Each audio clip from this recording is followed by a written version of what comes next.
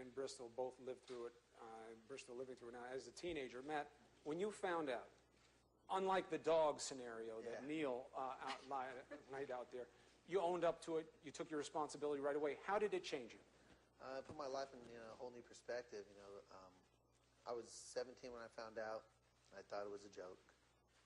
And I was like, when she told me, I'm telling myself, this couldn't happen. It couldn't happen to me. Why me? It's tough to swallow. He's like, full intent. I was full intent on, staying with her, having the baby. But it's, a whole new perspective. Now I'm in charge of somebody else's life. I'm barely going to graduate at the end, 3 weeks before he's due, and I'm supposed to be in charge of his life. I have experienced nothing. I'm a happy-go-lucky high school kid. Didn't think it happened to me, but I was fortunate enough to have a good support system in my family, and just able to deal with it. Just be around, and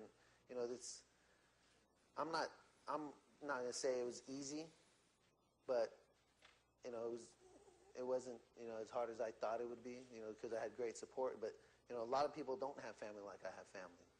A lot of people have to do it on their own, and just imagine, I'm imagining just doing it by myself with my wife and my son. It'd be tough. And really the blessing of incredible talent. Your athleticism is such a talent that it gave you a kind of foundation for security going forward that a lot of kids at that age aren't going to have. Now, you're living it every day, Bristol. This is your life now. You're a mom with Tripp, beautiful, healthy baby. But how is your life different than your friends your age?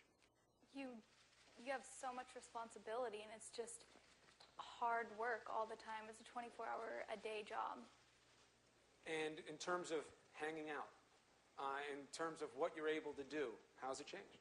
You don't have friends. You can't just get up and go to the movies or go get your hair done or anything like that. You put your baby first, and it's your responsibility. And in terms of now what you want for your future and how you have to plan things, have you had to change your mindset? Yeah, it completely puts your life on a fast track. Because before this all happened, what was the dream? A year ago, a year and a half ago, what was the dream? Where were we going to be 5 years from now?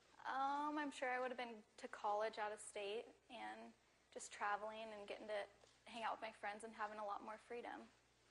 Not to say that the baby is fundamentally a burden, but it is a compromise on what you're going to be able to do. You have different options now. Yeah, exactly. And again, very lucky that you have a family that's totally put the arms around you. Yeah, I'm blessed in terms with of a huge family that helps out a lot. And we keep saying that because it's important. That is not usually the case.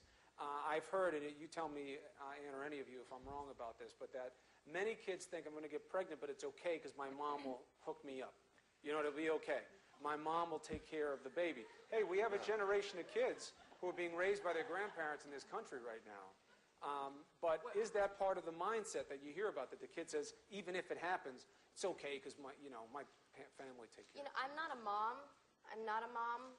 But I have a 10-month-old goddaughter who's also my cousin, so she's my uncle's daughter. And as a godmother, I have a bit of a responsibility, and I just stayed at their house for a week. Oh, my goodness. I mean, you're tired, you want to go to sleep, you want to sleep in the morning, the baby's crying, and I just look at my aunt who's married, and she didn't have my goddaughter till she's in her 30s, and I just look at her and go, I hope, because I do want to be a mom someday, I hope I have that much patience. I hope I have that much patience, because let me tell you, a week, and I was like this, going, oh gosh, please, just for 2 seconds, just take more than a 30-minute nap. I'm begging you, I'm tired, I want to go to sleep. I don't want to get up at 3 o'clock in the morning. I don't want to get up at then 5 o'clock in the morning. Oh, tonight the baby chooses not to sleep at all. Great, now I don't sleep at all. And even though I wasn't the mom, even though I didn't have to wake up to breastfeed her, I was still, even being there, exhausted by it in a week. And I had 3 other people there with me, exhausted. And you go, oh, it sounds so nice, and I love this baby, and I do love this baby, but I don't want you to be there right now. I can't, I want to sleep. Is that okay? You're hungry? Well, I'm hungry too. Can I? No? And it is. It's truly, truly exhausting beyond, you could never imagine how exhausting it is. And it doesn't just affect you, it affects everyone around you. Well, I think that's Because why you're cranky and you're hungry and you're tired. I mean, that's why it's so important